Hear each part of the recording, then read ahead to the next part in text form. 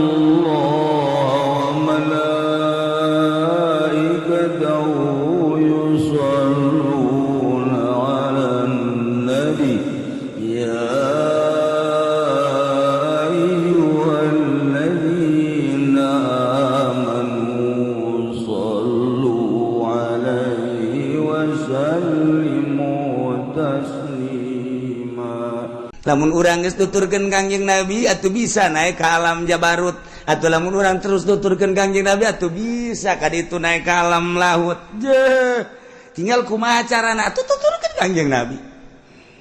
Cuman moal bisa lantaran Kangjeng Nabi geus nyarita ti Gusti Allah wa ma utitum minal ilmi illa qalila. Tepati maneh dibere tina ilmu kecuali saeutik anu bisa kadinya mah hanya segerintil teangan coba di Kabupaten Tangerang nu bisa naik ka luhur langit.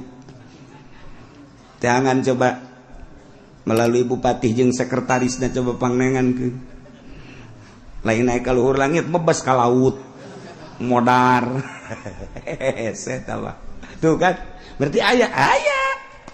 Sebab lamun eueuh manusia anu kos kitu hancur Jakarta. Dipimpin ku hancur Indonesia. Untung aya kene jelema nu kos karar itu. Nah ieu mah keur carita jelema lamun geus datang ka alam malakut berarti manehanana teh geus teu ngabutuhkeun ieu naik ka alam malakut babarengan jeung malaikat bisa negor ka malaikat teh ieu nyarita gede eta maksudna.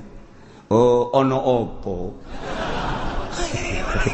malaikat ti mau bener di manya. Ono apa sih nakon-nakon. Begini malaikat, ini kira-kira bulan ini hujan apa enggak? Cak malaikatnya naon urusanana atuh sia. Hujan jeung teu urusan pangeran, teu mendek nanya bae. Tapi mah rahasianya, ulah dibejakeun ka jelema moal. Awas ieu mah kan urusan di alam malakut. Lamun sia turun ke alam Jabarut, ke alam mulki nya alam nasut ngaranna urang teh ulah beja moal atuh geus dibere nya ku malaikat tek aya manusia nu dibere kos kitu sebab nyanana geus bisa ninggalkeun ieu. Oh jadi berarti awak urang ulah dahar ulah nginum paeh sia. Nu mentak ayalah paranti ngabersihan ruhani supaya ruhani teh bisa hihiberan sakumaha Kangjeng Nabi.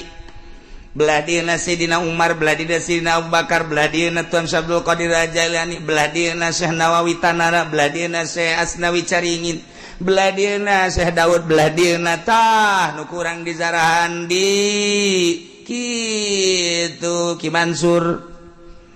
Nu kurang dijarahan di unggal para wali eta teh nu rohna geus bisa ninggalkeun ieu nyana make pakaian alam malakut. Aya tuh leuweuh wae atuh ese negara acak-acakan. Ya Allah ya Rabbi. Masyaallah karim. Lamun urang di zahir ku ari teh budak mah make pakaian SD handapna beureum luhurna putih merah putih. Budak teh kuari di SMP, pakaian SMP, kuari manehanana neuk digawe di desa, make pakaian desa, kuari neuk digawe di kecamatan, make pakaian gara PNS, kuari digawe di kabupaten, make pakaian PNS geus lain deui, kuari bupati ge pakaian lain deui, gubernur lain deui, presiden lain deui, aya pakaian-pakaianana. Di alam eta ge sarua. Masyaallah karim.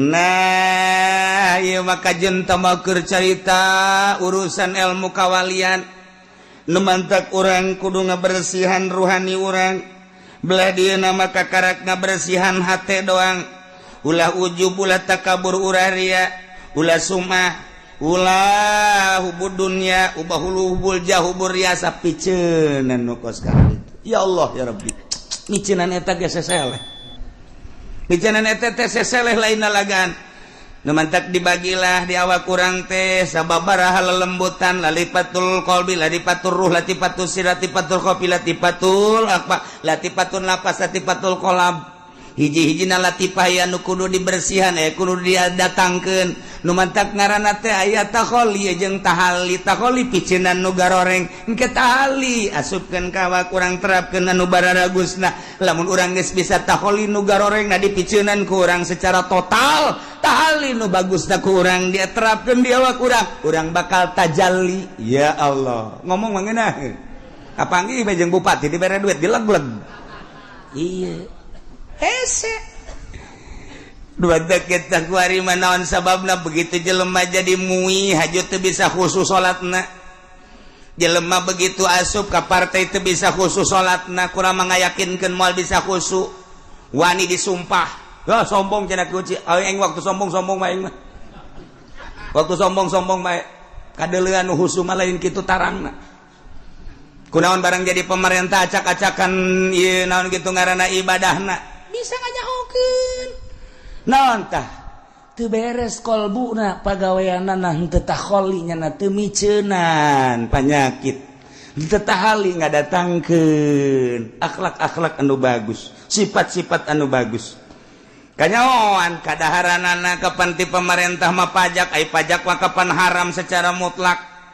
geus lamun kiai menta ka pamarentah haju dileg-leg ku kiai teu celi anjing lamun bisa husu celi naon anjing celi naon ge anjing lain celi sia atuh celi aing mah hiji-hijina dua mun nyeudeuk diteuk-teuk celi anjing bae mal bisa hus ekstrim ilmu toriko mah kabeh ge ekstrim walain teu ekstrim sadunya kabeh ilmu toriko mah ekstrim bae ajo kiaina diekstrimkeun kitu marah atuh geus eueuh marahnya nama daek tuturkeun teh daek geus cak aing haram ih cenah kos kitu mah moal maju teman nagara ih kos kitu haram pajukeun ku sia rodaan ku sia nagara dorong aing mah lain deuk nyaritakeun maju deuk nyaritakeun bersih roh sia deuk nyaritakeun kamajuan mah tah mah apruk-aprukan ngaranna aing ge ngarti bons ya ceritakan kebersihan tuh ketika orang dibere ke pemerintah cokot dapil bala bagikan ke batu ulah di dahar je sok orang dahar je cenah kiai emang nu kitu teu meunang teu carita meunang teu meunang sia mah hayang meureunnya kalian sok aing ieu mah keur carita dengan kebersihan lamun urang salaman dibere bagikan ulai kaduhung maka kaduhung amat gede aduh malusu teh basa bae mending leg-leg icet geus teh aing daya kitu keneh duit-duit anu urang rada mangmang ulah geus dahareun gitu keneh mulai urang salat ka Allah rada ngeunaheun ge Allah nikmat tuh terus beki dipikiran beki jiwet ku hari nyaetikeun geus bisa kos kitu nyaetikeun saetik urang masok nyaetikeun teh di hareupeun jelema lamun dareupeun tamu mah cemi geus sadaharna tilu ieu na ge tilu set deuk kadeuleula saeutik mah cak tabu teh hebat amat sama kiai geus zuhud jasa hebat kana dunia geus tamu balik bae dahar deui cak babajikan lah kaji kok dahar deui tadi aing baturan tamu abeh ku pajar tamu pajar tasawuf saeutik jadi loba kuari dong waktu kuari mah boho itu biasa tah eta kan blon eta kiai geus apa adanya bae gembul biasa malah urang teu gembul ge di hareupeun jelema mah gembul bae terus batur can nambahnya nombor orang kebiasaan kos kitu bae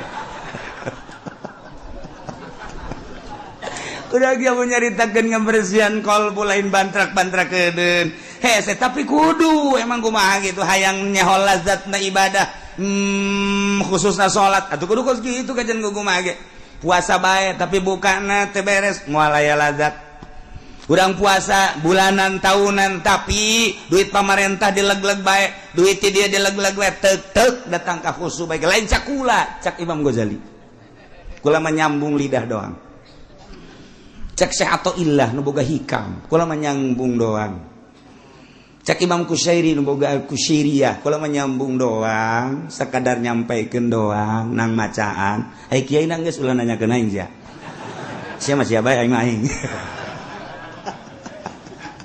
ih engke beda urang lamun oh heuh nya surtil ngaranna filter beda dengan sendirina mentak cek dina hikam ulah nyaritakeun nyieun kolong nyieun bae bale kolong bakal aya sorangan ulah ngahaja nyieun kolong ai bale teh diberesan nah tumal aya kolong-kolong asal nyieun bale kolong aya asal nyieun bale kolong aya atuh asal dibersihan eta khusu aya asal dibersihan marifat aya itu bae itu mah otomatis sama ngaranna injection saya yang serikeun aing ya Allah ya Karim nah ieu mah keur carita bersihan gerage sebab di awak urang aya roh di jero qalbu aya sir di jero qalbu urang aya sir di jero awak urang aya ruhna qalbu sir ruhna awak urang ruh jadi berarti aya 4 dimensi di awak urang dimensi zahir awak urang dimensi batin roh dimensi jero qalbu dimensi jerona adalah sir aya nu datang ka awak doang pikih ngaranna aya nu datang ka qalbu mulai tasawuf tasawufan gene aya datang ka sir aya datang ka ruh ibadat mentak ditata geus datang ka mana urang ibadah kadeuleun bakalna sebab ibadah zahir mah kos kitu ke lamun naek ibadahna geus datang ka qalbu kos kitu aya cirina ke lamun naek di ibadahna geus datang ka roh kos kitu sir kos kitu gitu sebab naon alamna beda alam urang alam nasut naik ke alam malakut pakaianna lain tingkah naga lain naik ke alam jabarut pakaianna geus lain deui naik ke alam laut nu nyaho iwal ti Gusti Allah subhanahu wa ta'ala dicaritakeun sote horenganan aya wali Allah subhanahu wa ta'ala nah konsep negara supaya barokah dua Allah nyebutkeun amanu wa takwa iman jeung takwa kuali lamun urang nalah negara urang tangga kaluhur langit teu pernah ngahujanan urang neuleuh ka bumi sawah telaan ku ari neuleuh ka empang cai mah ayangan hararejo neuleuh urang ke perkebunan ku ari geus bararotak geus lain hejo neuleuh urang ka jalan cai ku ari cai teh butek aya anu kering eueuh caian bahkan aya nu geus sababaraha daerah kekurangan cai berarti kan pinuh ku teu berkah ketika urang kapanggih jeung jelema asa teu menyatu sia-sia aing-aing padahal mah masyarakat jeung pamarentah teh hirup di hiji nagara teh eta pamarentah teh ngurusan aset-aset negara jang rakyat tapi kunaon ku ari mah rakyat ketika neuleuh polisi asa pa aing-aing ketika rakyat neuleuh abri asa teu menyatu kos lain alam urang lamun neuleuh polisi okos di alam luar polisi mah lain urang Indonesia nya nama urang planet urang lamun neuleuh abri kitu kene kok teu menyatu amat sih aya naon garis pemisah antara masyarakat jeung polisi antara masyarakat jeung abri kitu kene jeung pamarentah komo lamun masyarakat ngadenge pengacara jeung hakim asana geus lain deui jasa padahal mah ayana hukum teh jang negakeun keadilan jeung kemakmuran kejujuran di bangsa di negara urang kemudian lantaran orang bodoh minta bantuan ke pengacara supaya nu bener dibenerkeun nu salah disalahkeun tapi pada kenyataan nama horenganan lain kos kitu kulantaran lain kos kitu masyarakat ngadenge pengacara teh geus tabu masyarakat ngadenge hak hakim teh geus tabu masyarakat ngadenge jaksa teh geus tabu geus asa lain bangsa Indonesia nya nama bangsa jin tu lain teu berkah ketika orang ninggalin nu keberkahan mah ieu langit nurunkeun hujan teh karasa ku urang tiis lantaran dibarengan ku angin nyelecep hujan teh sing kolocor digigir imah urang di sawah di jalan Sapoe dua poe katingali kos ngembel taneuh teh iyalah pinuh barokah teu kebal jarara dijukut di sisi-sisi imah urang di sawah di huma di kebon-kebon. Masyaallah menang saminggu hejong eplok kadeuleu ku urang jembar rarasaan hateten neulepas sawahan teh masyaallah suburna nu luar biasa caina ngemplang teu lila di pelakan parehejo rata luar biasa urang ningali ka sawah di sawah teh loba caian masyaallah lauk betik jeung lauk julung-julung lulumpatan bunga jasa kebelah dituna aya lele segala aya gabus masyaallah ningali di solokan-solokanana ya Karim eta mah lele rombongan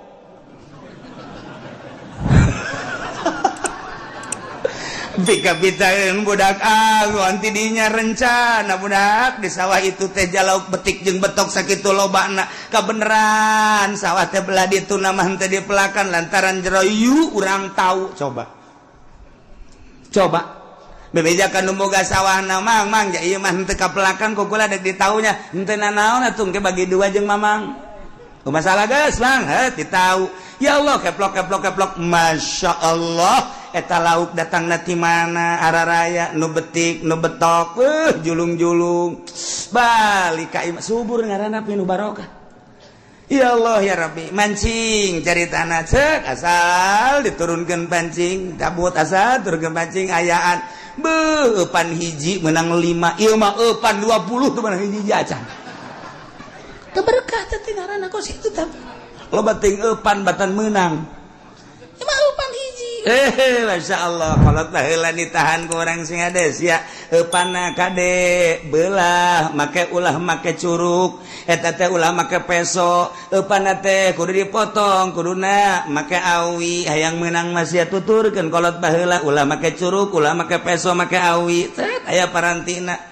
sok gara ciduhan heula memehna eta pancing teh tuh sok asupkeun beus geus diasupkeun ciduhan teh tug bae kadeuh memeh dikahandapkeun lauk geus kieu bae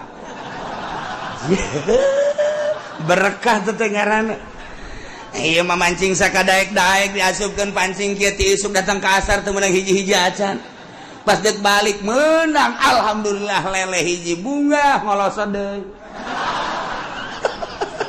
ngendongengna doang ka pemajikan we meunang ka munang hiji di mana ngoloso deui teh kudu bebe jata kos kitu teu berkah karana kos kitu tuh beda berkah ya Karim urang jamun nyarita gadog gludug aya deui gludug nya turun deui hujan masyaallah di luhur turun hujan nu mawa barokah tanah embel ngajadikeun segala rupa masyaallah pare jaradi nu dipelak ku manusia jagong jaradi nu dipelak ku manusia kitu kene kacang kitu kene cabe jeung sajabah nu diteu dipelakna jukut jeung segala rupana pan aya sapi aya munding aya domba beuh luar biasa poharana siraru daratang bagian hayam coba eta kabagian kabeh berkah ngaranna geus hayam jeung hayam teribut lantaran loba siraru loba simut kitu keneh manuk teu kudu malingan pare lantaran simut ngararapung manuk cukup ngadaharan simut doang ge simut boga dahareun loba ambalaya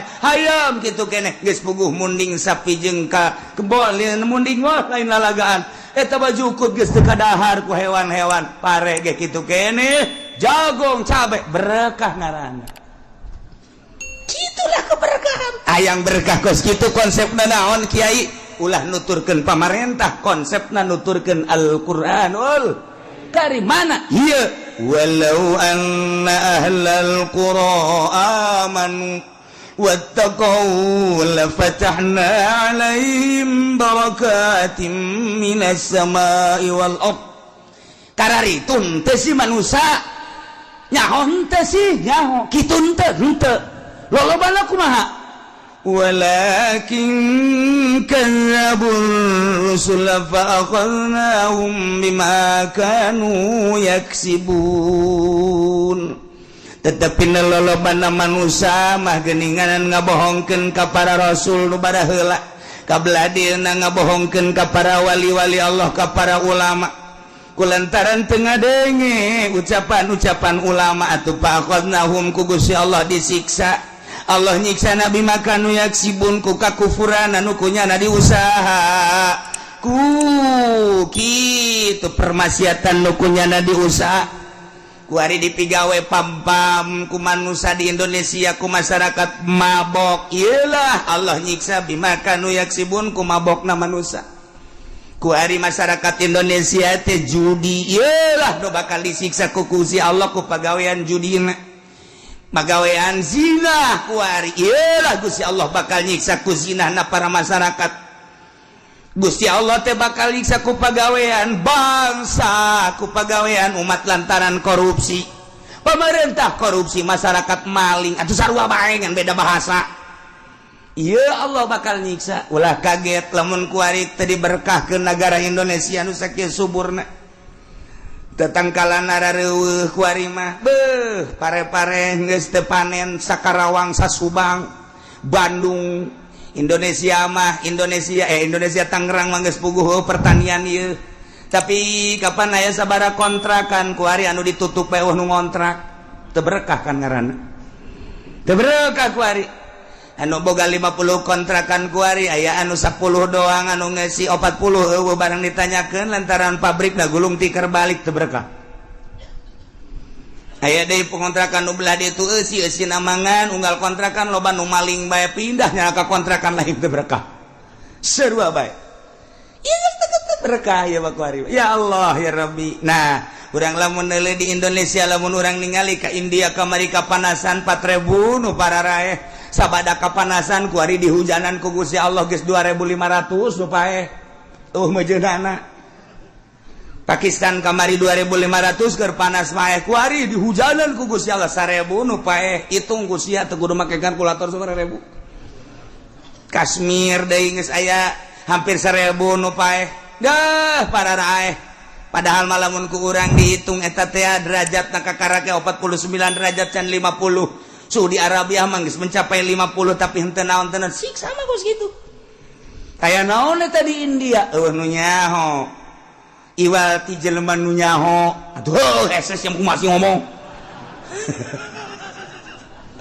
aya seorang dai waliullah dakwah di India kemudian pada bulan Rajab kemari jelema tersebut diculik dibawa ke Amerika dibunuh hiji waliullah nomor kedua ya jelema dakwah di India sarua bae istimewa dakwahna eta teh kira-kira umur 45 tahun wah jelema loba jasa nu arasub isap culik deui ku Amerika dibunuh deui di Pakistan hiji golota mah kemudian nyada dakwah lain lalagaan hebatna eta jelema dakwah teu perlu ku gua dicaritakeun ngaranna kemudian tangkap di Pakistan dibunuh keneh di Pakistan terakhir di Kashmir eta ge sarua bae dibunuh kula geus boga piling ngan aidek ngomong besi lu besi nyanyahoanan sakula di bulan Rawah teh asana India disiksa kajen ku kumaha sebab nu dua eta wali Allah nu di Pakistan wali Allah asana kajen ku kumaha kena siksa ngan teu ngomong we kula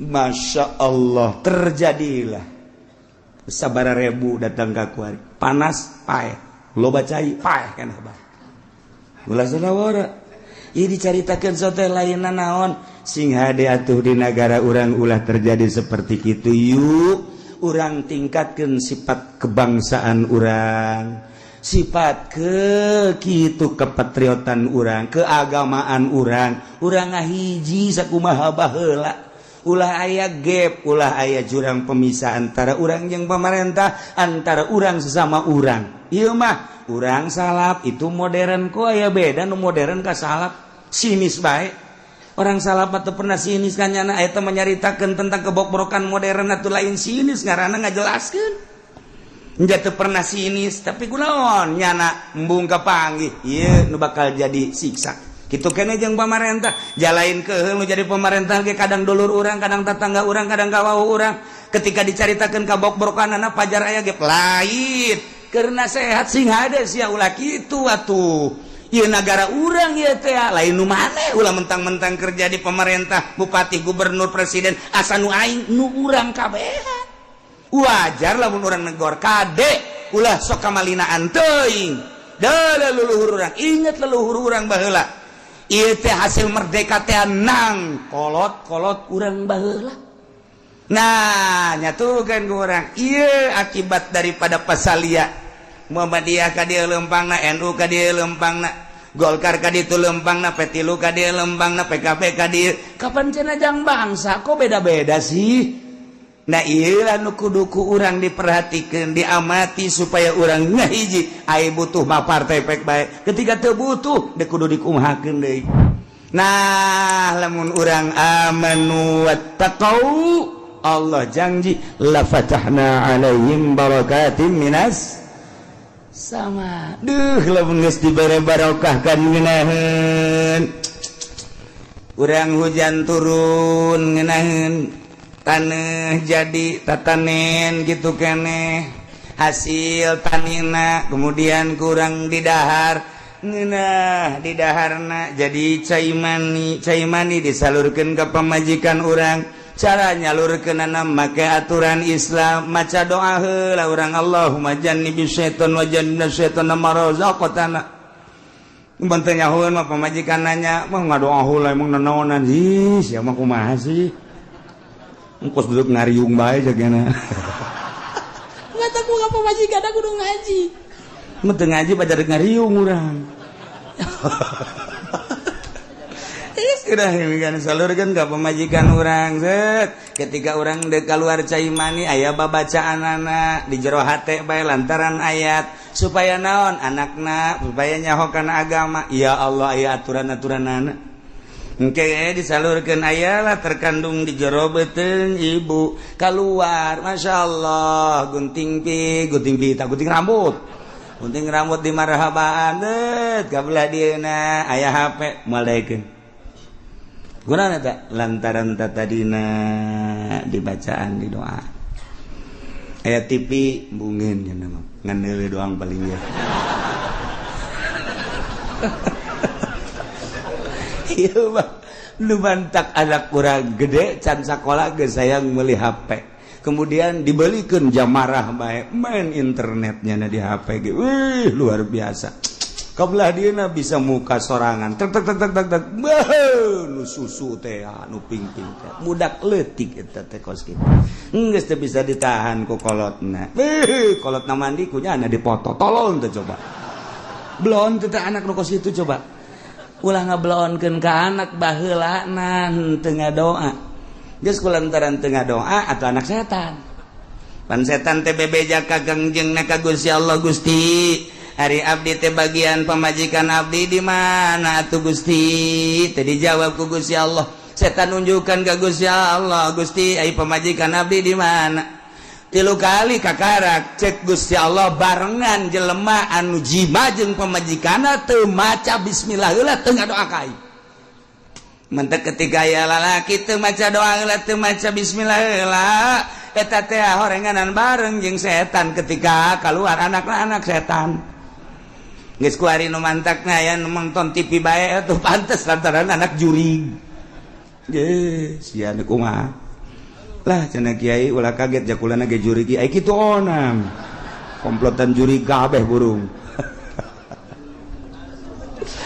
Laila konsepna walau anna ahlal qura amanu wattaqau dibulak-balik supaya urang teh ieu bisa ningkatkeun iman urang bisa ningkatkeun takwa urang ka Gusti Allah kabeh ku Gusti Allah diturunan janji Allah la fatahna alaihim barakatim minas samai wal ardh geus teu kudu istisqa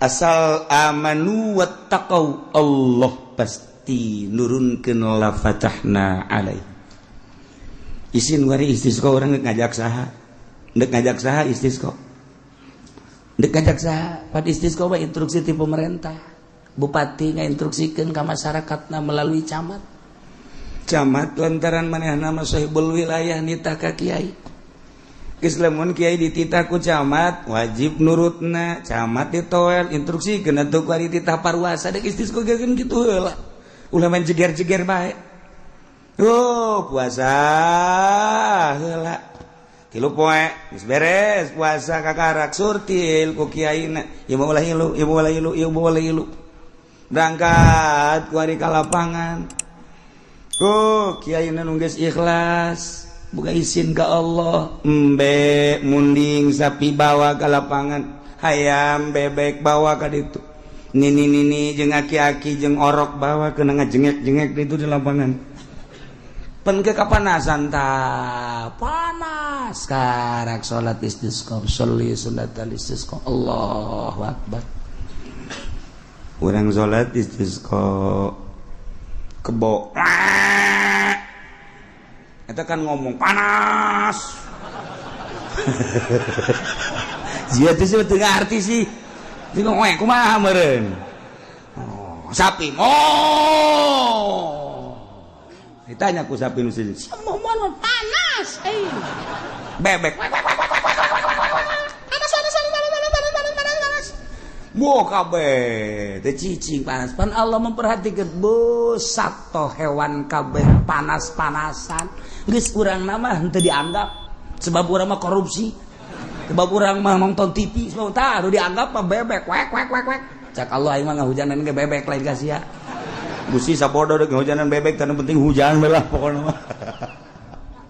Isi nu rek bari deuk isi kok embung. Sahabaturna isis kok. Sahabaturna jatuh meminta ke Allah supaya hujan kudu nu beres atuh Kangjeng Nabi mah keur maca khutbah. Alhamdulillah. Shalatu wassalamu ala Rasulillah. Aya sahabat, Tuhan, ulah khutbah bae kunaon? Panas kami minta hujan. Langsung ngadoa Kangjeng Nabi hari tak keneh hujan. Kangjeng Nabi tah bungah luar biasa. Datang kan teu bisa balik. Di masjid hujan terus gebrek bae. Kangjeng Nabi papan di masjid ibu Kangjeng Nabi balik. Babari Kangjeng Nabi teu bisa hujan. Teu bisa keraat ke hujan di keraat balik nyana ka ieu saminggu hujan bae. Saminggu turun hujan. Wow, datang ka aya imah-imah nu ka bawah. Imam-imam panggung-panggung maka bawa segala pagar-pagar ke bawah nyana Jumat deui jeung Kangjeng Nabi. Begitu Kangjeng Nabi baca khutbah ngacung deui. Naon deui sia cek Kangjeng Nabi. Kamari ngomong ulah kieu atuh hujan ge Gusti. Kurang emang atuh ambalah ya cak jalan teu kada jalan fajir.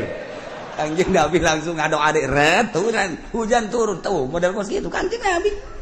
Masya Allah. Nah iya wani urang ge lamun nuturkeun jelema nu ikhlas mah aya nuturkeun nu teu ikhlas.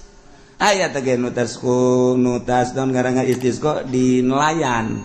Di hareupeun nelayan. Di haharuan ku kiai.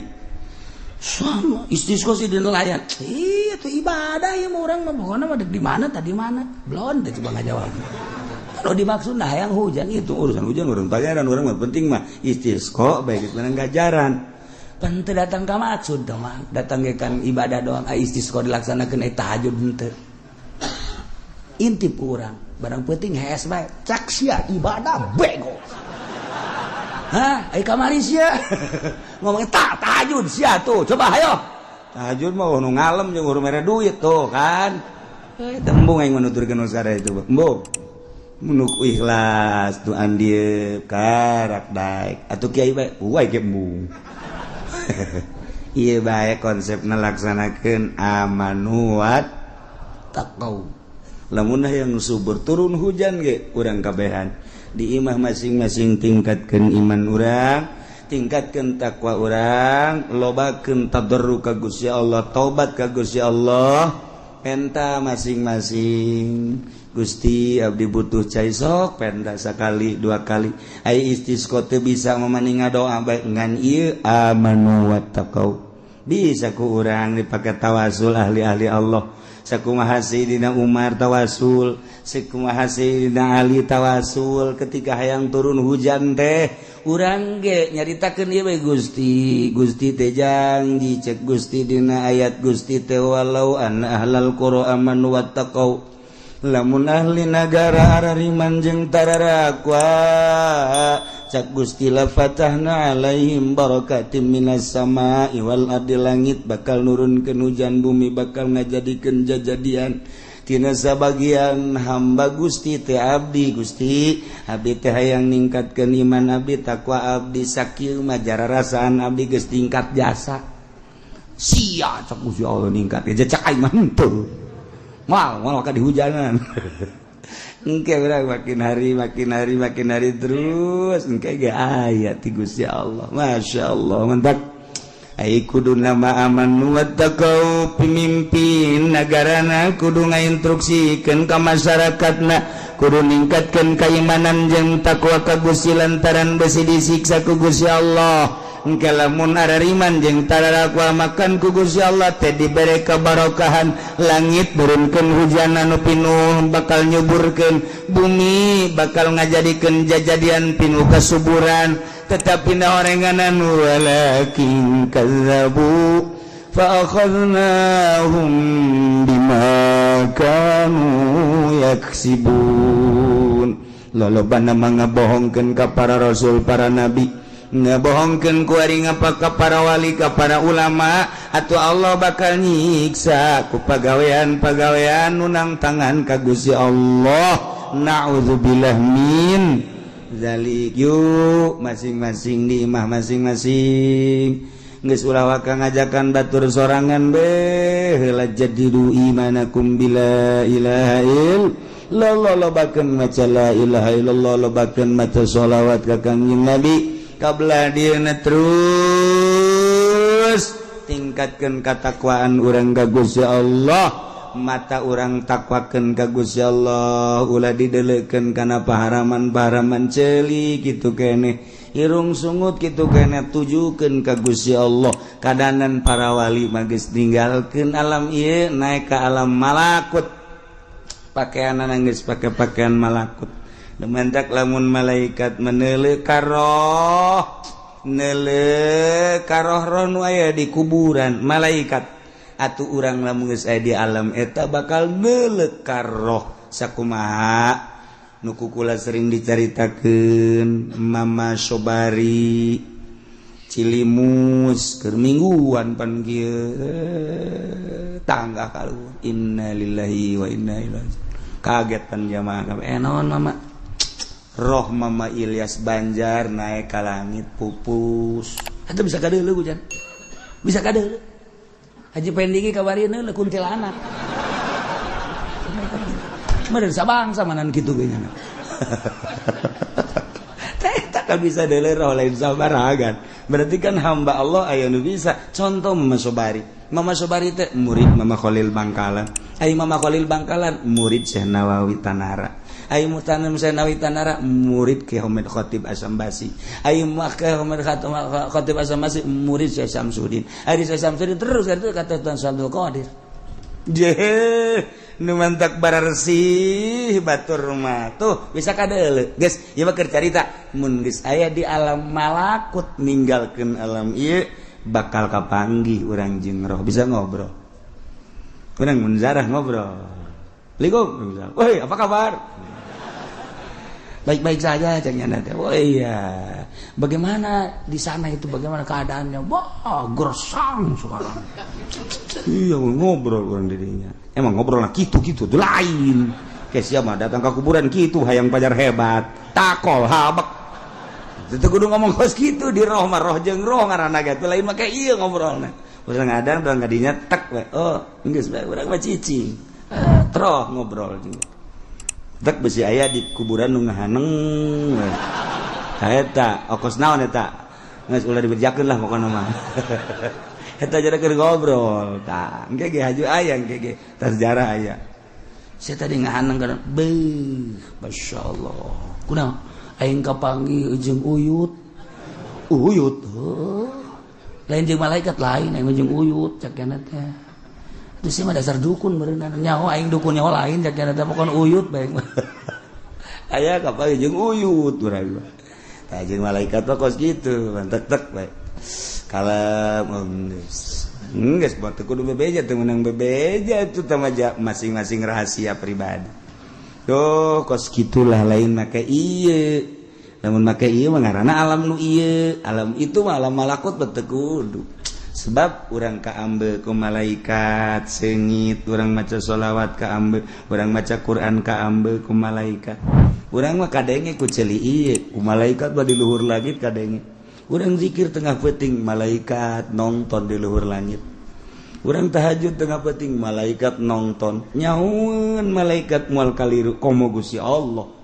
Masya Allah mentak disebutlah ku malaikat ketika aya jelema hudang penting zikir tahajud azim. Indal malaikat di alam malakut pada bebeja. Oi, si anu deuleu ge kepeting deuleu ditonton ku mana. Ijah. Malaikat kabeh di alam malakut teh ngahebat-hebat ngaagung-agung. Henteu kudu ku urang dinaon kitu ngaran diberitakeun di media teu kudu. Henteu kudu. Waduh di orbit teu kudu. Cak malaikat coba tatanggana deuleu, coba tatanggana. Di nonton TV cak kana.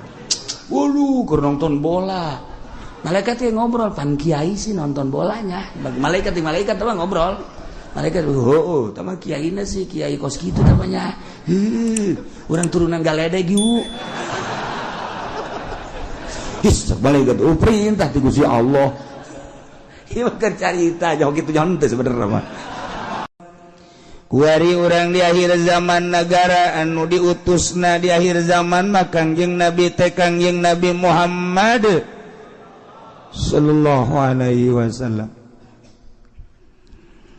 Ulu iti zaman Kangjeng Nabi berlanjut ke zaman khalifah, berlanjut ke para tabi'in, berlanjut ke atba tabi'in. Kuari orang di zaman kepemimpinan Jokowi. Ternyata barang ditaliti kurang di negara Indonesia anu tadina 90% Islam kuari menurun menjadi 85%. Kafir naik di Indonesia, Kristen naik, Katolik naik, Protestan naik, Buddha, Konghucu, Hindu naik, Islam turun. Kajian dia tetap mayoritas orang. Barang kurang ditinggali nu mayoritas di Indonesia teh bahkan mayoritas nu jadi pejabat teh geuninganan agamana Islam. Tapi barang ditinggali moral, nah orenganan moral geus lain moral Islam. Lamun urang kuari ngadenge bahwa di DPR teh neulean gambar X3 tarolol. Uari mah di HP na teges masing-masing aya gambar-gambaran susu nu terbuka. Berarti kan resep. Emang kiai resep ulah ngomong ka aing. Elanan ieu mah batur baheula.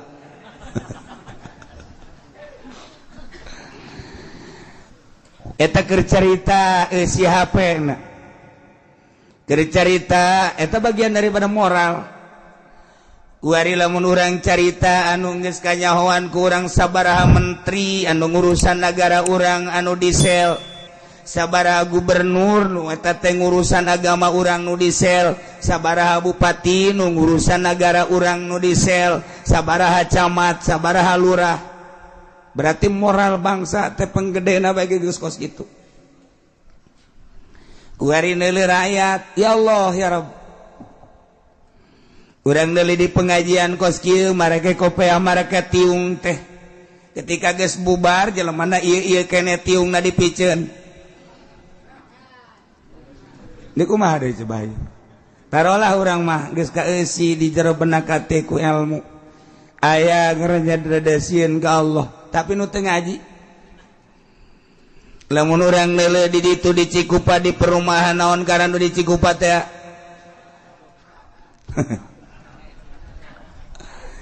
Eta kapan anu ngeusianana anu trek-trekan anu ngetrek anak urang anu mabok bukna beureum sabelah teh kapan anak urang anu mamawa awewe teh kapan anak urang hartina anak urang teh jelema muslim da teh moral berarti geus kos kitu. Ya Allah ya Rabbi, ieu moral bangsa teh geus kumaha geus eueuh persatuan jeung kesatuan teh geus teu ngahiji kuari. Urang neangan neuleuh nu mabok geus lain di Grogol deui, geus lain di Jakarta, lain di Bandung deui. Di hareupeun imah ku ari mabok. Di hareupeun imah ku ari judi, di hareupeun imah ku ari zina. Berarti moral geus parah jasa. Geus parah. Ulah disalahkeun ka masyarakat, tu disalahkeun dua, sinpani dua penggede, hiji ulama, dua umaro. Ketika eta rapi, masyarakat bakal rapi. Ketika eta teu ecrek, masyarakat bakal leuwih teu ecrek. Lamun kiai nabae anu jadi panutan di NU geus sogok atau komo bangsa atau komo umat endeu kumaha deui tinggal kitu bae ulah hese ngan alhamdulillahna NU Tangerang mah sareng henteu maksudna teu kasogok henteu kasuap henteu teh mah alhamdulillah sehat mah bener lain lalagaan ya bener ya setik ongkos mah masalah lah teu mah geus lah iya tuh lama gravitasi dah gede ketika muktamar NU teh ingin mengikuti selain sekadar ingin mengikuti tapi ingin menyaksikan. Oh, timana berkorban demi NU. Kuari masyarakat hanya biasa-biasa geus grafit. Ente tertarik geus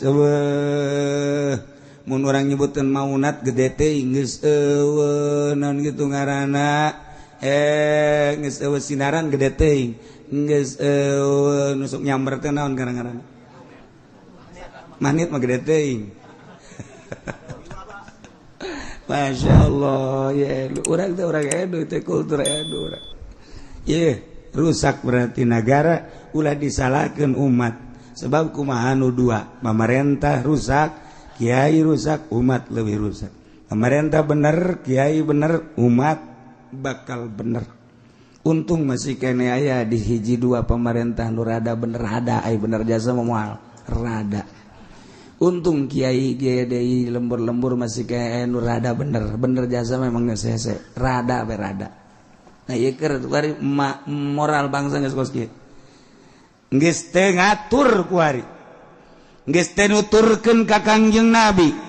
Seakan ngabohongkeun ka Kangjeng Nabi. Awas.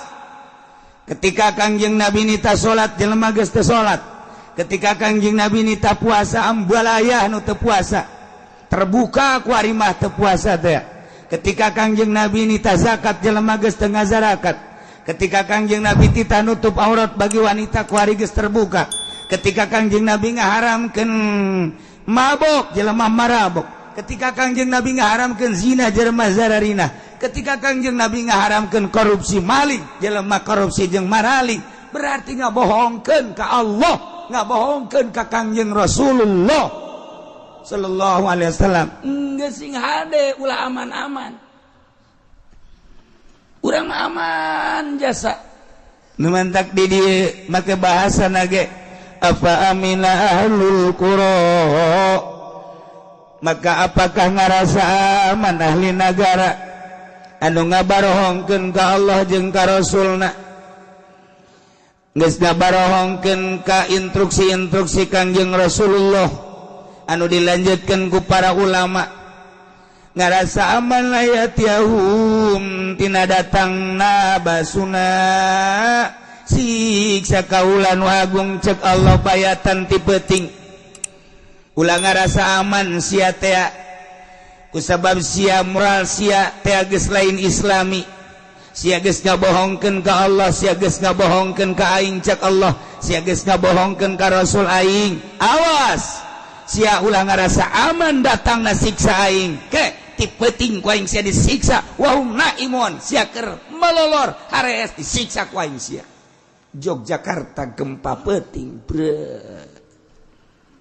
Masya Allah gofiluna anu keur poho kana siksa ku hari mah tu para roja kabehan ge urang inget so tadi jero pangajian ja geus kalaluar mah paroho kabeh ge kumaha para rohona atuh kiai bae ge sanggup nonton TV ti isuk datang ka magrib datang ka peuting kiai eta kiai goblok teh si kiai tolol teh kiai lah cek jalan yang minggu harap mual ngaji deui nage atuh kiai berjamaah jeung santri nonton main bola di TV cek jana istiqomah jana kan poho ka Allah eta ngaranna poho ka Allah geus puguh nya beralasan ieu mah kiai boga TV ge jangan ngadengekeun berita tuh kumaha sia bae sia-sia nu boga tuh sia-sia nu bisa atuh aing mah teu hayang teu naon lo satu sia teu kudu ngomong ka aing bener sia kitu bener sia salah sia ya ternyata tuh kana rieu bae di TV teh kiai baheula mah kula nosok di dongeng-dongeng kapan Kiai Hairun teh mun urang nyaba dihareup aya kitab mun nyaba kabenerannya keur aya di patengahan di tengah patengahan aya kitab mun nyaba keur di dapur aya kitab mun nyaba nyana keur di luar aya kitab jaki itu kiai baheula mah Kiai kuari mah jang paranti nonton TV dihareup TV-na aya jang di tengah TV-na aya jang di dapur TV-na aya jang urang dapur di kamar ge aya TV Kiai kuari mah TV bahkan kurang puas meuli HP na ge nu gede teh nu aya layaran HP naon kana tuh sia mah nyahoban keur ngising ge nonton TV berarti kan rusak jasa ya rusak jasa Masya Allah tapi urang ngarasa aman bae ku karusakan eta nu mantak aya Hamzah fa amina ahlul qura Hamzah lil inkar lit taubih hei masyarakat Indonesia cak Allah ya cak Allah ulah ngarasa aman sia afa amina ahlul qura ulah ngarasa aman sia ku ahli-ahli negara masyarakat ngabohongkeun ka Rasul aing ulah ngarasa aman tina datangna siksa aing ke sia ku aing sia keur malolor ku aing didatangkeun siksa digempakeun sia ku aing cara umat nu baraheula ku bolon teuing sia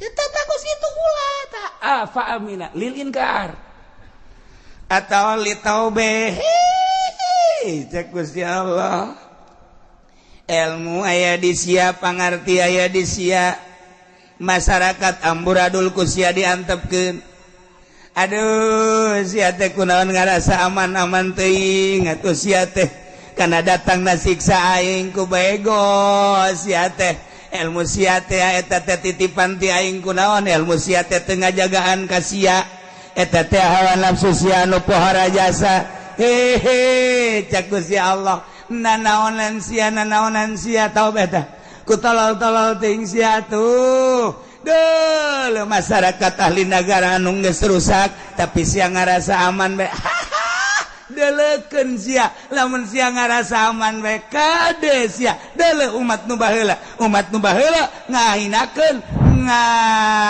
naon kitu ngaranna teu nurut ka rasulna disiksa ku aing sia ge ahli negara ahli Cikupa, ahli Balaraja, ahli Curug, ahli Sepatan, ya disiksa ngan Cilongo.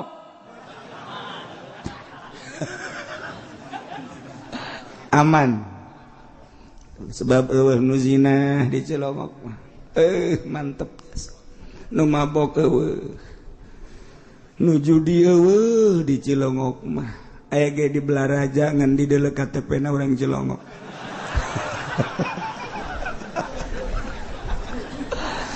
Aya nu zina di ditu di Cikupa barang dikatewa ku polisi KTP-na Sukamantri ngan nyana di luar jadi tetap diri mah diamankeun sebab di luar gitu paling goyang setik lah ya Allah ya Rob sing hade urang ulah aman-aman ka hade kade Allah geus ngadongengkeun umat-umat nu baheula anu teu nuturkeun ka Rasulullah inkar ka Rasulullah disiksa atuh sarua aduh ku ari ge marukan kumaha ya Allah ya Rabb awa amina ahlul qura ayatihum basuna duha wa hum yal'abun jeung deui apakah ngarasa aman ngarasa tenang-tenang bae ahlul qura ahli-ahli negara khususna di negara urang ieu kabenaon kitu ngaranna negara Tangerang kade ulah ngarasa aman tina datangna siksa ku sebab masyarakat geus teu nurut ka Rasul titah ulah mabok marabok bae titah ulah zina bae titah ulah maling korupsi tapi nyana ngagawean bae titah ulah kredit makin menjadi-jadi kreditan. Cek jana ulah ngadengekeun kiai di Cilongok mendingan ngadengekeun kanu ngahalalkeun bela jasa ruaba itu kiai awas ya tsunami datang sia. Ulah ngarasa aman. Ali-ali negara tina siksa Allah. Sebab telurut ka Rasulna. Awas ya siksa ku aing cek Gusti Allah. Duhan waktu duha wa hum yalabun ketika nyana heureuyan ulinan ameng-amengan keur lalagan dele Aceh waktu duha tsunamikeun ku Gusti Allah. Yogyakarta penting ku Allah. Berang Padang Masya Allah karim. Urang teh geus ditegor ku Gusti Allah tuh galunggung deuleu. Tuh Yogyakarta, tuh Padang, tuh tsunami. Tuh Ciamis, Pangandaran disunamikeun ku Gusti Allah. Sukabumi digoyangkeun ku Gusti Allah. Garut ieu ge panas termasuk tegoran ti Gusti Allah. Kade ulah ngarasa aman. Kusabab pemerintahan urang tina tahap awal dek ningkatkeun pertanian swasembada. Geus dipersiapkeun kumanehanana alat-alat berbagai alat-alat berat jang dikirim ke berbagai kabupaten-kabupaten. Geus diinstruksikeun di luhur, tetapi rencana tinggal rencana. Allah anu ngabogaan. Stop ku Gusti Allah hujan. Ti Sabang sampai Merauke hujan. Ku ari nyeunan hujan bae geus sabaraha miliar pemerintah. Emang iya hujan teh anang hasil lain. Sia mah teh nyaona naon. Ditanya geus hujan, entos Kiai alhamdulillah banjir, aya guludugan. Eueuh. Sabaraha miliar ku ari kerugian, lain kerugian ieu nyeunan hujan, nembakan hujan. Eta ge kudeudeuh keneh ka masyarakat daripada panas jasad. Tapi can aya hujan nu asli ti Gusti Allah. Deuk kumaha coba ieu? Pertanian sabaraha ribu hektar, sabaraha ratus hektar, sabaraha ribu hektar di berbagai kabupaten. Anu geus teu kaala telaan ku hari teh. Masyaallah. Tinggal aya Karawang-karawangna doang geus lain tina cai hujan, tina jatiluhur, tina kiriman-kiriman kitu. Senyaho urang jatiluhur lamun disaatkeun ku Gusti Allah. Dak nu madak di urang we di urang sadane bocor. Ternyata PDAM na teu jalan jang kota mah rahasia Allah. Saat sumur eueuh caian sadane kandas, bendunganana bocor, nu kasedot adalah taneuh. Neuk kumaha deui? Rahasia Allah. Keur ditegor urang ku Allah sia de. Kunaon urang ngomong kejadian alam, kieulah alam. Balikeun atuh pikiran. Ieu langit nu Allah, ieu bumi nu Allah, urangna nu Allah, kita nurut ka Allah. Ketika teu nurut ka Allah melalui rasul jeung ulama nu balaleuneur teu nurut siksa sia ku aing. Ieu kakarak tegoran-tegoran tetep bae sugan aya pamarentah anu ngadengungkeun tobat can aya. Sugan aya kiai hayu urang tararobat can aya. Kebae kiai ge nunggu instruksi ti pamarentah. Sebab naon aya instruksi mah sugan bae aya ieu. Tama moal beres tobat kos gitu mah timbul tina nurani atuh timbul ieu. Masya Allah karing ngararese amat tuh orang lamun nyebut nurani ngeunaheun asup ka jero hate tamun nyebut birani si mbak itu mah. Iya nah ya tegar ku Gusti Allah, ulah ngarasa aman, hei ahli Cikupa, ulah ngarasa aman, hei Sepatan, ulah ngarasa aman, hei Tangerang, seluruhna, bupatina, instansina, para kiaina, ahlul qura, kabeh berarti, tina pejabat, ulama, jeung masyarakatna, awamin ahlul qura, ulah ngarasa tenang-tenang bae di bare panas, ulah. Titah tobat tah coba beuh lamun aya bupati kuari ngayakeun kitu pembersihan tidak boleh ada yang mabok. Ketika ada yang mabok panggil gesel ketika aya nu zina panggil, mun aya rangda bawa ka ditu ka pendopo, amankeun ku bupati, mantap biasa. Cek bupati teu kudu ditita kiai teh mah. Aya rangda diamankeun mah. Kabehan ulah nungguan. Sumantak ahli-ahli Allah mah kuari ge hudang ti peuting, henteu mikiran sorangan. Mandi, salat, terus tadarruk ka Allah, tahajud, salat hajat, terus ka Gusti Allah, ya Allah ya Rabbi. Ieu teguran ti Gusti panas lain lalagaan. Lantaran can aya tanda-tanda ndek hujan, menurut ahli palakan kadeuleu tanda-tanda lamun ndek aya hujan mah.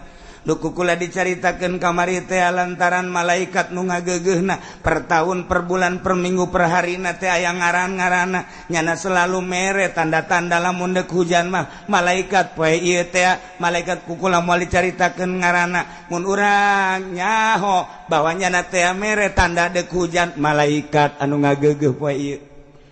Malaikat anu ngageugeuh dina minggu ieu mere diantarana tanda deuk hujan teh aya angin anu tiis kana ceuli. Cek malaikat ku aing dibere ketika endek hujan asli ti Gusti Allah ceuli katiup ku angin tiis tuh mulai aya sia mah teu memperhatikeun kan tiup ku malaikat ditiup teh malaikat tilok main-main malaikat memang main-main teu bomun malaikat main-main bahaya. Mun aya malaikat lalagaan kamari keur tahun baru jelema make trompet pratet pratet pratet malaikat Israfil neuleuh wah nu aing jadi tiup ya ku aing brot atuh kiamat cilaka ujiannya emang kumaha gitu malaikat bantu terpancing emang kipu doli terpancing lamun malaikat Israfil terpancing urang geus aya di mana meureun atuh henteu ceuk nya aing menungguan instruksi bae ceuk malaikat nu mendak mahasiswa di Bandung mempertanyakan ke dosenna, Pak, ya saya mau bertanya, ada apa? Malaikat Jibril itu kan tugasnya memberi wahyu, membawa wahyu kepada para rasul. Ya, sekarang kan rasulnya sudah tidak ada, berarti dia pensiun. Yang mau saya tanyakan sekarang kerjaannya apa? Teka jawab ku dosen. Teka jawab ku dosen. Iya ya apa ya? Saudara saya. Oh. Ese terus bertanya di universitas baheula mah IAIN Cipadung kuari mah UIN meureun terus datang ka sababaraha universitas naik terus ka Trisakti ka ITB teu kajawab ku dosen aya lah kiai nu sok di masjid bae nu magahana ge lah paling ge 20-an nu bari batuk bae asal maca wa yajibul mukallaf asana iya bisa ngajawab mah iya. Nyana nanya, kayak ya saya mau tanya ada apa? Malaikat Jibril kan tugasnya membawa wahyu kepada para rasul. Benar, pinter ujang.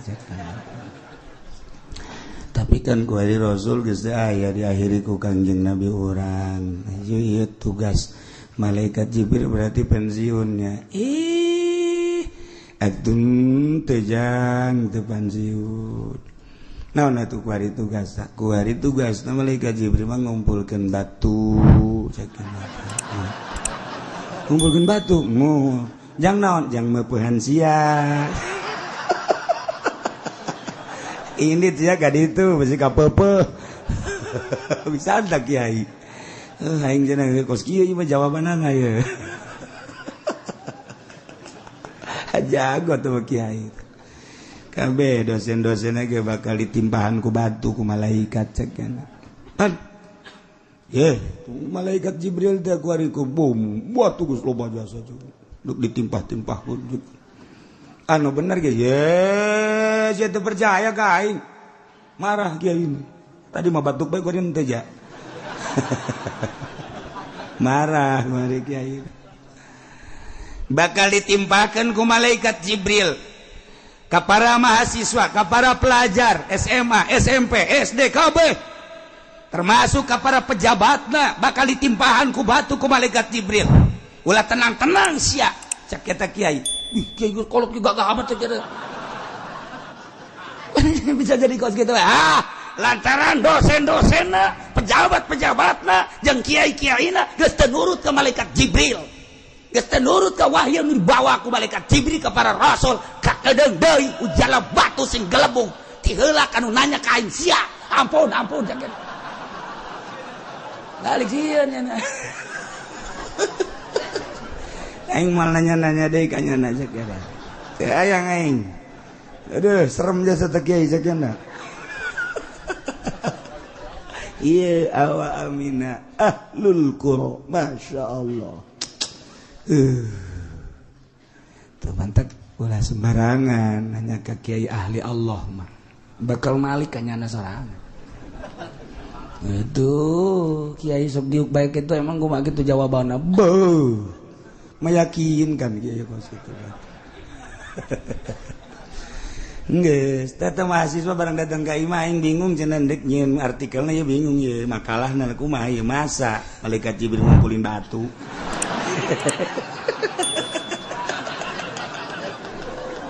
jadi bingung nya ge aduh aing sakeuna teh ye datang deui teh mahasiswa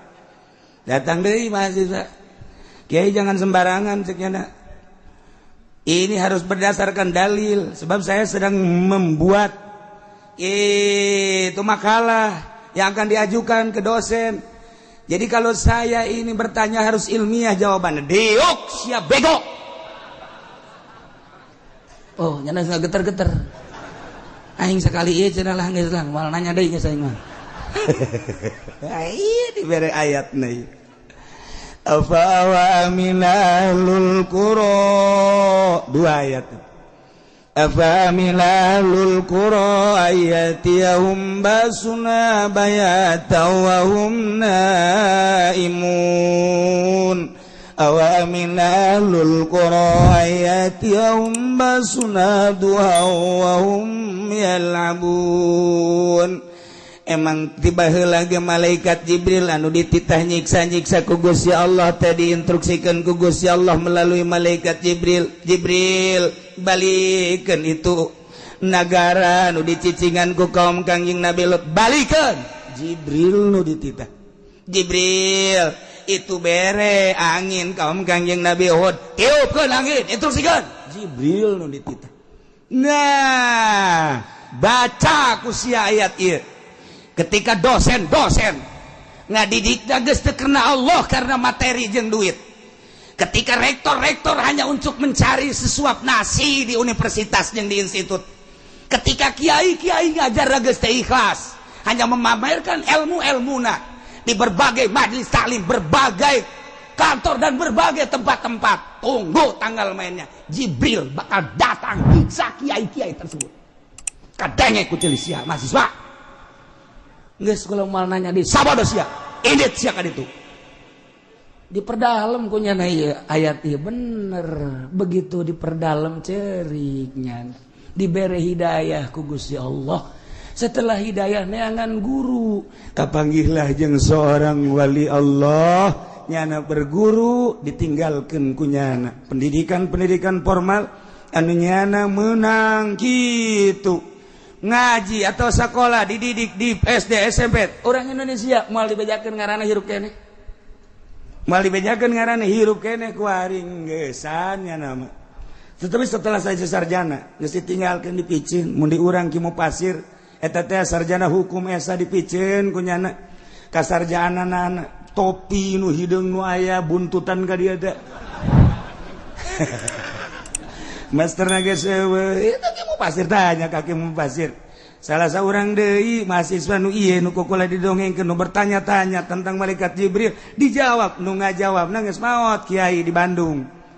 Nah kuari nanyana ibadah ka Gusti Allah bahkan menteri penerangan Harmoko datang ka manehanana terus diskusi jeung Harmoko mantap Harmoko kuari henteu berkeliaran ge selalu jeung manehanana bertobat ye lamun Harmoko baheula jadi menteri penerangan ditambah deui menteri luar biasa ditambah deui menteri luar kebiasaan nyana geus embung mana kuari geus tobat nya mah dipenta kuari dipenta komentar tentang Indonesia teu daek geus teu daekeun Sulit saya untuk mengomentari di Indonesia. Cak Harmoko hirup kene ku ada Harmoko nage.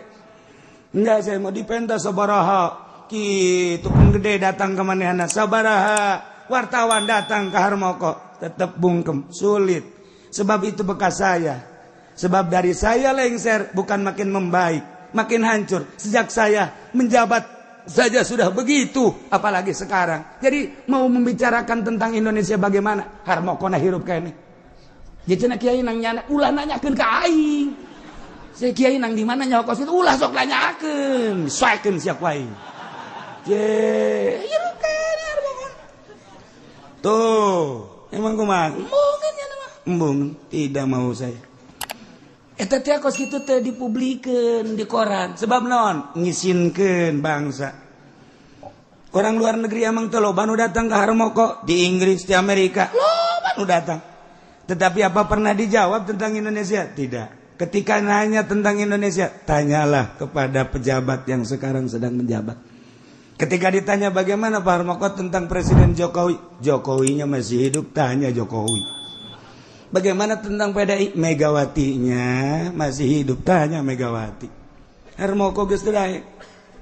Masya Allah, hebat jasa. Geus ya nama. Ku hari mau sajadah, sholat, boga perusahaan leuleutikan jeung sakadar nutupan kabutuh manehanana. Indah jasa hirup tah. Nyana sering berdiskusi jeung mahasiswa eta, kabeneran aya guru seorang kiai ahli Allah, nyana ngaguru kadinya asup ka jero hatena, ninggalkeun dunia perpolitikan, perekonomian, perbudayaan ku hari menuju ilahi Allah Subhanahu wa ta'ala. Ilah ayat bedas lain lalagaan.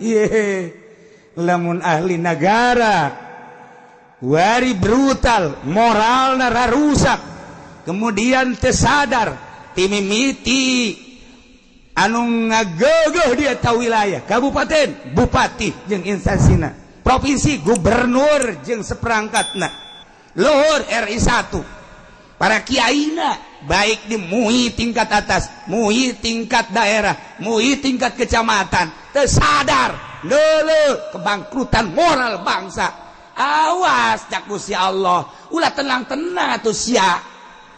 Siksa ku aing sia mun teu peuting beurang ku aing sia disiksa. Ulah nungguan siksa ieu geus tegoran lain lalagaan. Gunung nu kuari batuk bae geus sabaraha gunung. Geus teu bisa diobatan batuk bae terus ke gunung teh. Meureun tah mah geus aya ieu kan virus beureun di jero teh. Ieu geus teu bisa. Masya Allah. Lain lalagaan ya di urang teh. Panas sing hade. Tegoran ti Gusti Allah. Hujan hanya sekedar buatan. Jangan supaya niiskeun daerah ulah terlalu panas. Hujan asli mah asup ka taneuh timbul cai ti handap ka luhur. Ieu mah teu. Hujan asli mah lain deui. Lamun tas hujan jukut jarara di harejo. Ieu mah teu. Gitu coba. Tetapi tetap orang alhamdulillah rada tiis bae. Ngan lain eta, coba nu kudu disadarkan lain hayu babarengan, lain hayu kompetisi jeung Allah. Panas, hujankeun ku aing, panas, hujankeun ku aing. Aing ge bisa nyieun hujan, aing ge bisa nembak hujan, aing ge bisa. Ya, cek Gusti Allah dipanaskeun leuwih, mantep sia ku aing. Ye, sembarangan cek Gusti Allah. Lain hayu nasehatan masyarakat dulur. Wayahna coba nu mabok, eureun mabokna ke geus musim hujan mabok deui.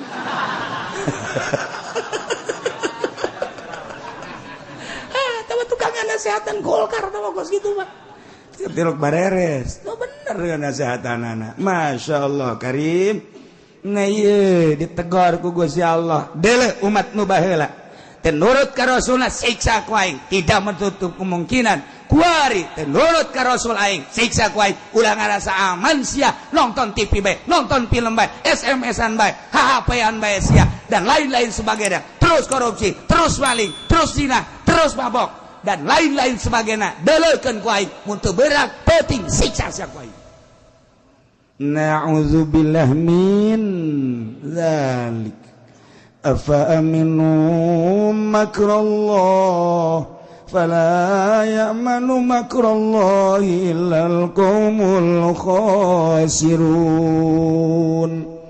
maka apakah ngarasa aman ahli-ahli negara karena panyandupaya Allah yakni istidrajuhu karena panyungkun Gusti Allah terhadap ahli negara binikmati ku nikmat diberi kanikmatan ku Gusti Allah ahli-ahli negara terutama di Indonesia sebab di Indonesia mah dipikabi tahu negara-negara saja loba kanikmatan anu timbul ti bumi anu ti diri urang kanikmatan sehat kanikmatan segala rupa loba dibere ku Gusti Allah hasil bumi anu luar biasa urang digali dihandap timbul emas digali dihandap timbul logam digali dihandap batu ambalaya geus puguh di Garut tiba heula ge aya batu-batu Garut kuari mah batu Garut teh aya nu beureum aya nu koneng baheula mah khusus batu Garut teh ngan hejo unggul saingan jeung Jamrud lantaran boga kekerasan anu luar biasa ketika geus ngenclong bagus batu Garut seimbang jeung Jamrud baheula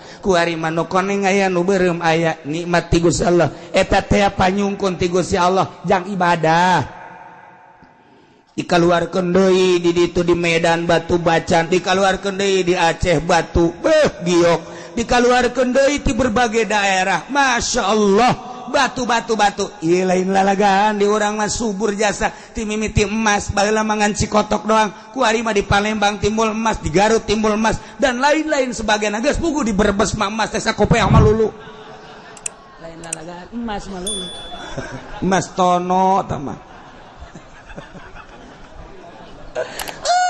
logam teh perak teh perunggu teh ya Allah ya Rabbi lamun urang ningali pabrik besi baja di koran aya di urang lain lagan teu beak-beak besi datang kanu jadi direkturna datang kanu jadi bosna urang Australia urang luar negeri urang Indonesia hanya jadi karyawan biasa Masya Allah karim geus puguh lamun urang nyaritakeun emas anu aya di luar anu dibawaan ku Amerika urang mangan sakadar memandang dipuatkeun ka kapal diproduksi di urang diproduksi di kapal gelenyeng dibawa ka ditu urang nu bogana sebagai bangsa Indonesia ngan sakadar neule doang nu untungna hanya penggede di luhur jeung Amerika nu urang teh lain nagaranya negara nu urang urai barang pajak terus-terusan ketika urang teu mayar pajak marahnya anak tetapi keuntungan anak lain dipakai ngebangun bangsa jeung negara hanya nyana doang ngan presiden urang mah tetep henteu korupsi henteu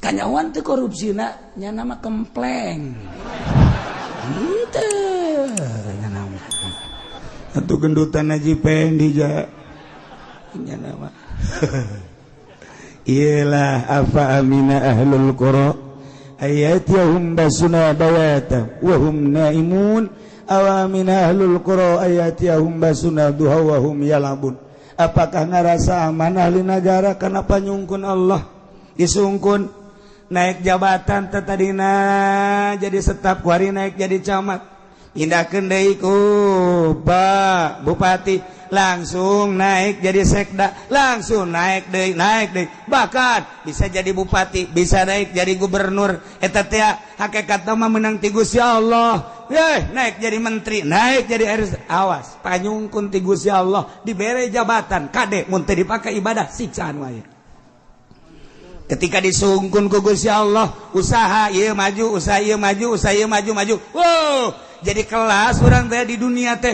mungkin tina 100 pengusaha dunia orang teh bagian anu kesekianana weh luar biasa panyungkun ti Gusti Allah leletikanana urang dagang nu tadi nama biasa bae kuari barada maju panyungkun ti Gusti Allah pake ibadah nurut ka Kangjeng Rasul henteu nurut siksa bakal datang ketika orang dibere awak sehat kurang dipake muyah maye lalagaan heureuyan pakai maksiat ka Gusti Allah disungkun ku Allah dah cek nya aing teu naon awak aing dipake maksiat ge geuninganan Allah kieu bae ka aing mah deleukeun sakedeung deui panyungkun ti Gusti Allah bakal dicabut diganti ku siksa sing ada ieu lain lalagaan nah nu mantak ditegur ku Gusti Allah afa aminum makrullah apakah ngarasa aman ahli negara karena panyungkun Gusti Allah dengan nikmat awas bakal dibere siksa sekaligus kade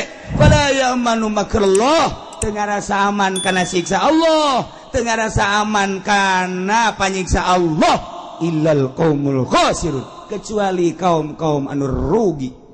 Jelema nu ngarasa aman jelema rugi, jelema nu ngarasa tenang jelema rugi, jelema nu ngarasa indah hoy bae tenang-tenang we awas siksa ku Gusti Allah, baik siksa perorangan atau siksa keluarga atau siksa sakemplok daerah atau siksa secara nasional, awas sing ada. Ngeulah urang ditita babalik ka Gusti Allah, sanajan pamarentah urang bupati urang can ngainstruksikeun tobat, wayahna urang masing-masing di lembur lobakeun tobat ka Gusti Allah Subhanahu wa taala. Besi aya nu brutal mabok zina tegor ku urang, besi aya nu judi tegor, besi aya nu maling tegor, kade ulah nang tangan ka Gusti Allah lantaran nu ngarasa aman eueuh deui kecuali illal qaumul khasirun, kaum anu rugi. Masyaallah kadituna bakal aya pertanyaan deui, awalam yahdilil ladzina wallahu a'lam. أدم الصلاة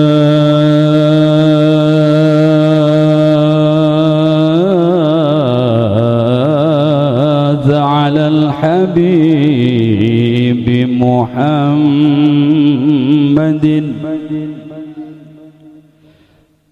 أدم الصلاة على الحبيب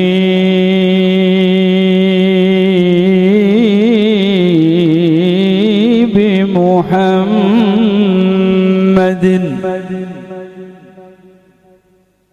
فقبولها حتما بغير تردد أعمالنا بين القبول وردها أعمالنا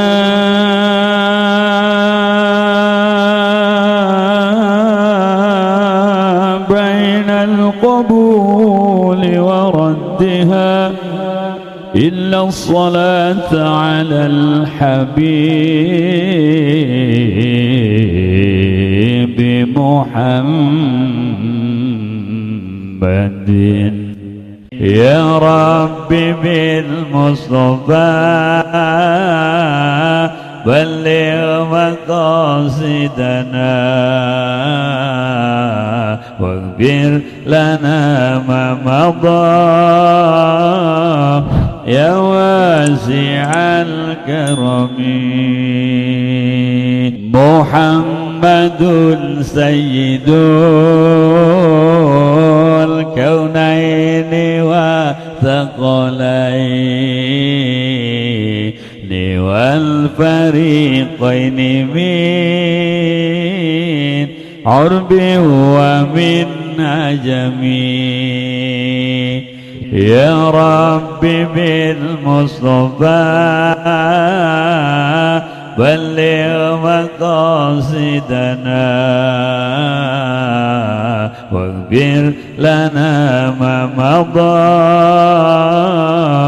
يا واسع الكرم نبينا الأمير نهي فلا أحد أبر في قولنا منه ولا نعمي يا رب بالمصطفى بلغ مقاصدنا واغفر لنا ما مضى يا واسع الكرم هو الحبيب الذي ترجى شفاعته لكل هول من الأهوال مقتحم يا ربي بالمصطفى بلغ مقاصدنا واغفر لنا ما مضى يا واسع الكرم مولاي صل وسلم دائما أبدا على حبيبك خير الخلق كلهم يا ربي بالمصطفى بلغ مقاصدنا واغفر لنا ما مضى يا واسع الكرم محمد سيد الكونين والثقلين والفريقين من عرب ومن عجم يا ربي بالمصطفى بلغ مقاصدنا واغفر لنا ما مضى يا واسع الكرم نبينا الأمير نهي فلا أحد أبر في قولنا منه ولا نعمي يا ربي بالمصطفى بلغ مقاصدنا واغفر لنا ما مضى يا واسع الكرم هو الحبيب الذي ترجى شفاعته لكل هول من الأهوال مقتحم يا ربي بالمصطفى بلغ مقاصدنا واغفر لنا ما مضى يا واسع الكرم مولاي صل وسلم دائما أبدا على حبيبك خير الخلق كلهم